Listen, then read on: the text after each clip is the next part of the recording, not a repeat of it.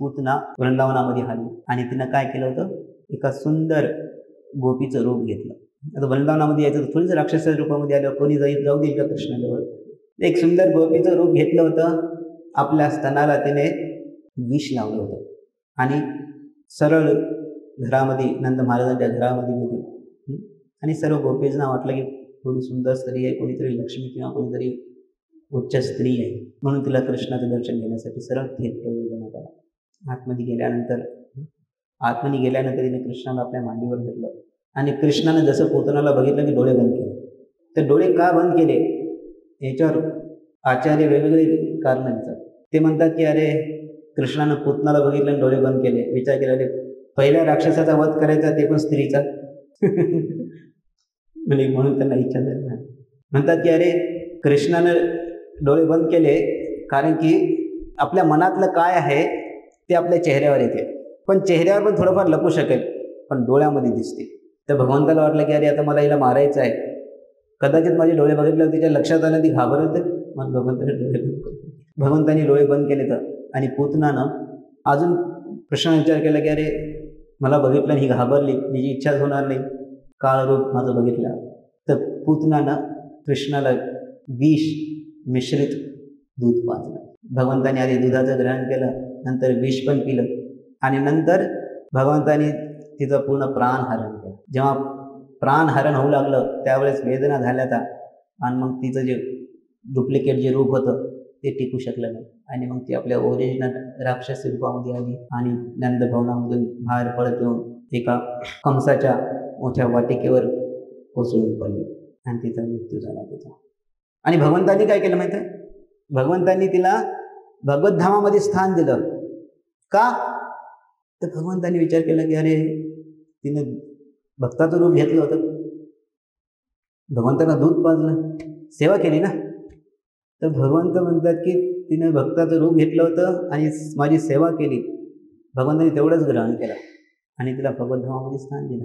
पण आचार्य सांगतात हे जे पूतना जे आहे, पूतना जी आहे ते जसं दूध जे आहे, दूध चांगलं आहे, पण ते दूध जेव्हा विषासोबत मिश्रित असते त्यावेळेस ते हानिकारक ठरते. त्याच प्रकारचं कृष्णाची सेवा करायची, पण ती कृष्णाची सेवा जी आहे, कृष्णाचं श्रवण जे आहे जे आपण मिश्रित झालेलं असेल, कृष्णकथा ही दुधासारखी आहे, पण त्या दुधामध्ये जर विष मिश्रित असेल तर ते पण अपायकारक ठरते. अवैष्णव मुखोद्गीर्णं पूतं हरिकथामृतं श्रवणं नैव कर्तव्यो सर्पोच्चेष्ट यथापय.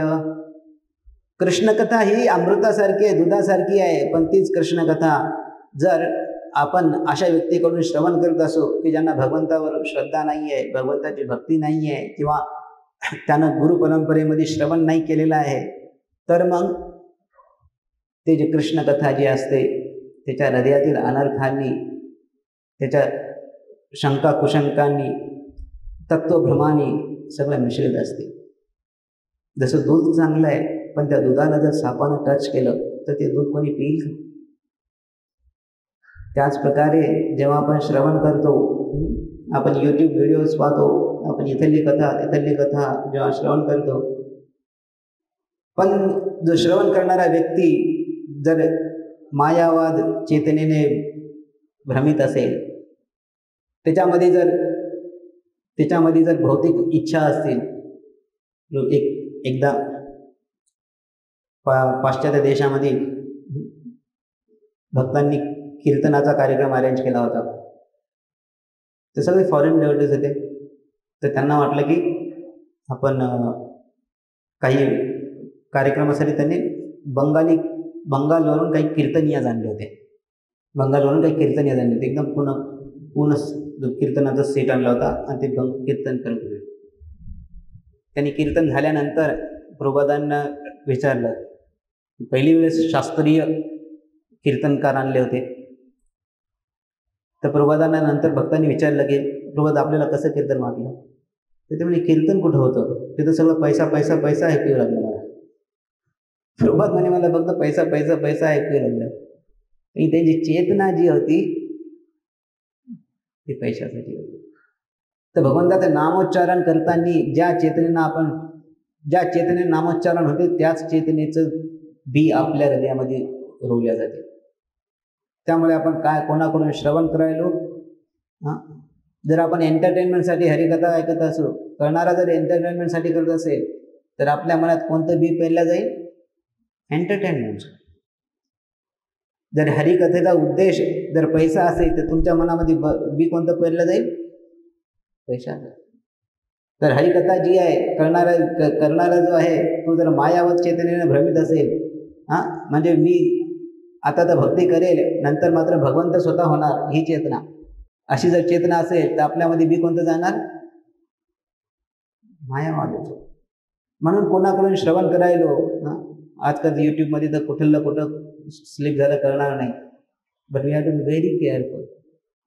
नाहीतर आपल्यामध्ये जे भक्तीचं जे शुद्ध भक्तीचं बी रिजायच्या ऐवजी त्याच्यासोबत एक विषारी पौद्याचं बी लावलं जाते. तरी पण काही ना काही लाभ होतोच. काही भगवंत म्हणतात की ठीक आहे कुठंतरी नाव घेतलं काहीतरी केलं, पण ते शुद्ध नाही आहे. तर भगवंत पूतनेचा वध केला तर भगवंत जे आहे आपले जेव्हा हरनाम घेतो आपण श्रवण करतो त्यावेळेस भगवंत हा अनर्थ नष्ट करतात. पूतना ही त्या अनर्थाचं प्रतीक आहे.